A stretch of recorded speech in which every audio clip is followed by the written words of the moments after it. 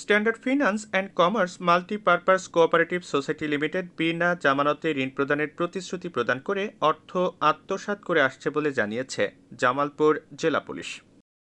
বুধবার পুলিশ সুপারের কার্যালয়ে অনুষ্ঠিত এক সংবাদ সম্মেলনে এ বিষয়ে বিস্তারিত তুলে ধরেন পুলিশ সুপার মোহাম্মদ কামরুজ্জামান।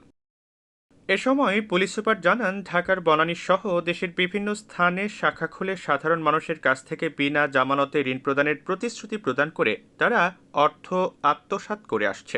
ইদানিং জামালপুরে সমবায় সমিতির নামে মানুষজন লোভের বশবর্তী হয়ে তাদের কষ্টার্জিত টাকাগুলো লগ্নি করে বিভিন্নভাবে প্রতারিত হয়ে আসছে এবং এই ধরনের অভিযোগ আমরা আমাদের বিভিন্ন উপজেলা থেকে পেয়ে আসছিলাম। এই ধারাবাহিকতায় জামালপুর জেলা পুলিশ আমাদের জামালপুরেরই একজন বিশিষ্ট সাংবাদিকের কাছ থেকে তথ্য পায়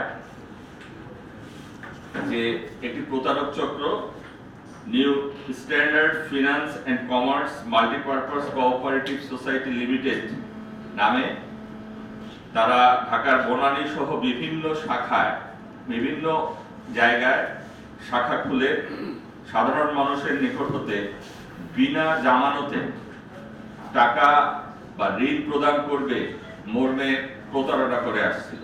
এ সময় পুলিশ সুপার আরও বলেন, কিছুদিন আগে থেকে জামালপুরের new standard finance and commerce multipurpose cooperative society limited শাখা খুলে বিভিন্ন পদে লোকবল নিয়োগ দেয় এবং নিয়োগকৃত প্রত্যেক কর্মীর কাছ থেকে জামানত বাবদ 1 লাখ টাকা করে হাতিয়ে নেয়।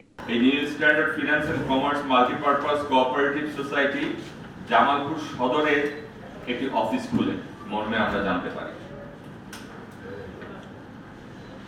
এই জায়গায় আমরা যখন গতকাল তাদের অফিসে যাই, আমরা হাতে নাতে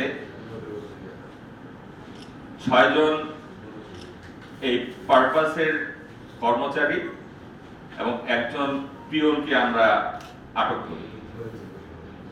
আমরা যাওয়া মাত্রই যে এই মাল্টিপারপাসের new standard finance and commerce মাল্টিপারপাসের যে ম্যানেজার সে দৌড়ে পালিয়ে যায়।